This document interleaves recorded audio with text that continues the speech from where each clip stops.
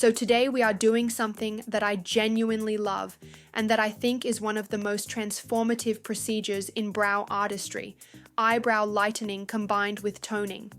And I know what you're thinking, isn't that risky?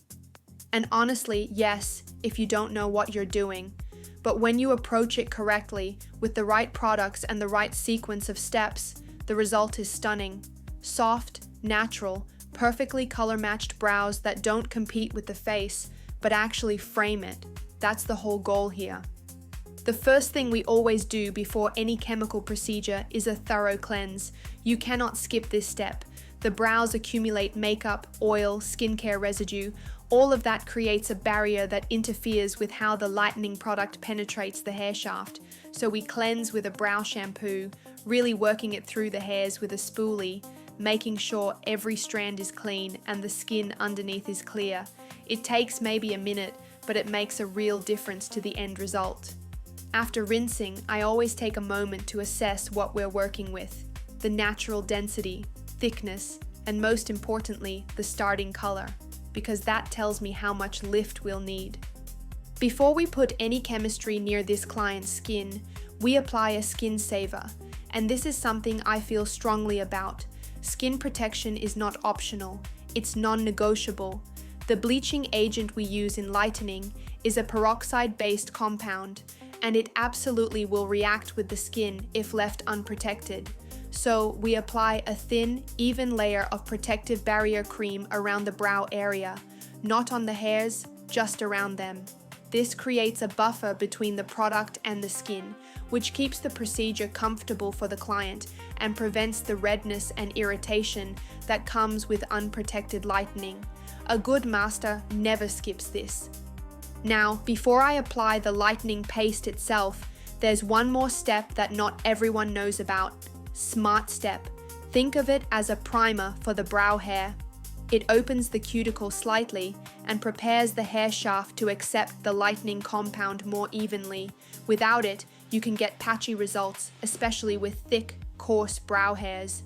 I apply it with a small flat brush, thin layer, just to coat the hairs, and then we move to the lightening paste itself.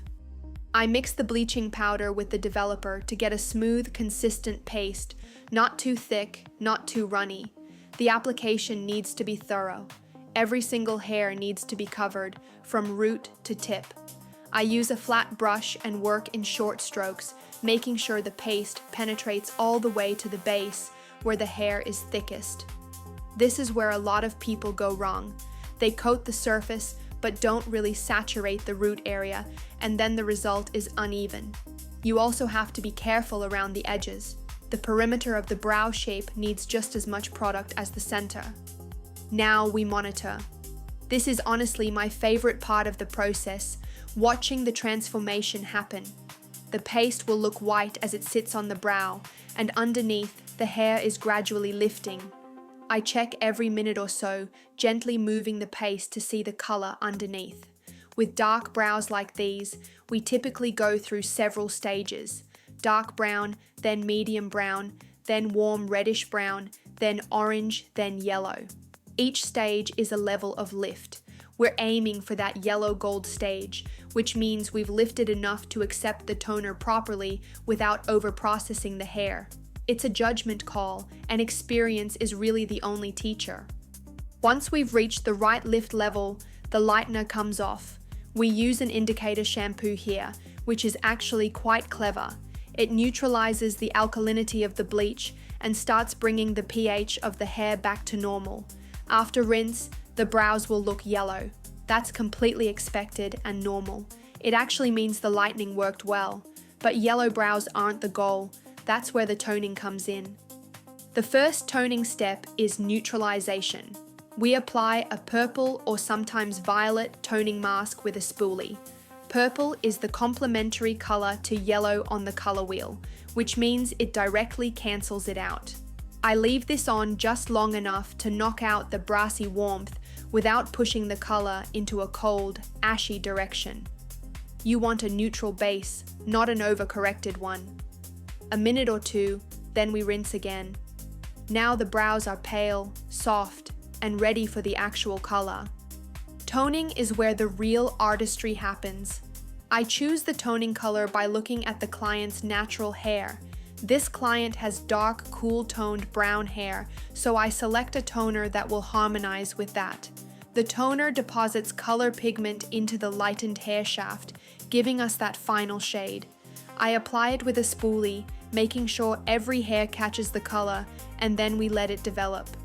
The beautiful thing about toning over lightened brows is that the result is always so much softer and more multidimensional than just dyeing natural dark brows. The pigment sits differently on lightened hair. It looks genuinely natural. During development, I do a final color check, comparing the brow shade to the hair color, making sure they're reading as a harmonious pair. If the tone needs a tiny correction, this is the moment. And then we rinse everything off cleanly, dry carefully, and take a look. And there it is, the finished result.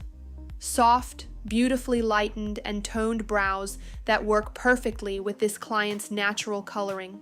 No harsh contrast, no artificial look. Just brows that feel like they belong on this face.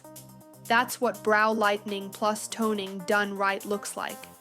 If you want to try this service or you have questions about whether your brow color is a candidate for this treatment, drop it in the comments. I respond to everything.